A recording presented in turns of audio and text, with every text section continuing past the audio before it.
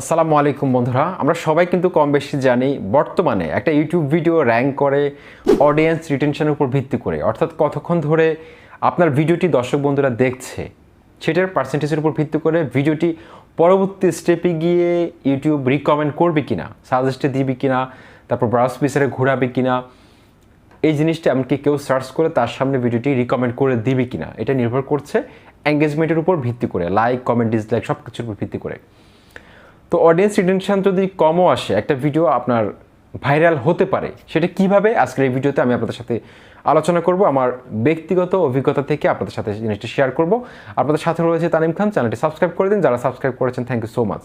বন্ধুরা দেখুন, একটা ইউটিউব ভিডিও অডিয়েন্স রিটেনশন যদি 4 মিনিটের একটা ভিডিও যদি 30 সেকেন্ডও দেখে, সেই ভিডিওটি কিন্তু র্যাঙ্ক করতে পারে। কিভাবে দেখুন, ইউটিউব প্ল্যাটফর্মে আপনি কাজ করতে এসেছেন কিন্তু আপনার কাজের ধারাবাহিকতা নেই।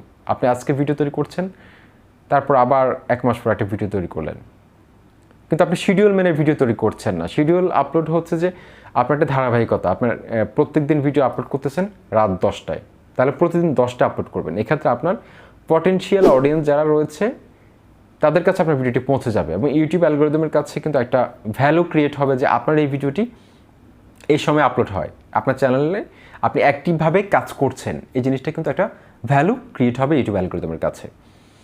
তো এভাবে কন্টিনিউ যখন আপনি 3 মাস 4 মাস কন্টিনিউ একটা করে ভিডিও আপলোড করবেন, তখন দেখবেন যে আপনার যে কোনো একটা ভিডিও ইউটিউব ভাইরাল করে দিবে। সেটা কিন্তু অডিয়েন্স রিটেনশন দেখবে না ইউটিউব, যেটা আমি নিজে প্রমাণ পেয়েছি।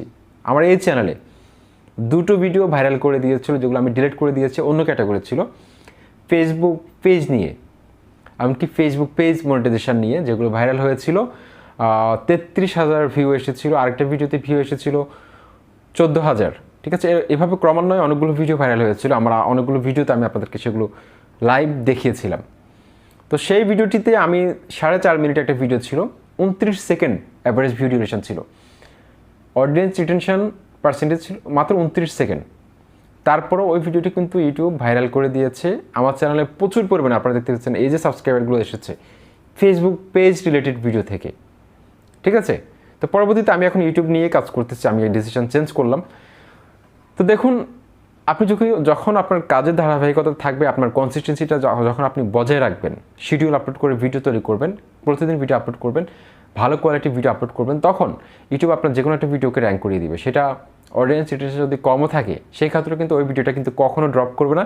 সেই ভিডিওটির ইমপ্রেশন ক্লিক থ্রু রেট কখনো কমবে না, এটা গ্যারান্টি, কারণ এটা আমি নিজে প্রমাণ পেয়েছি।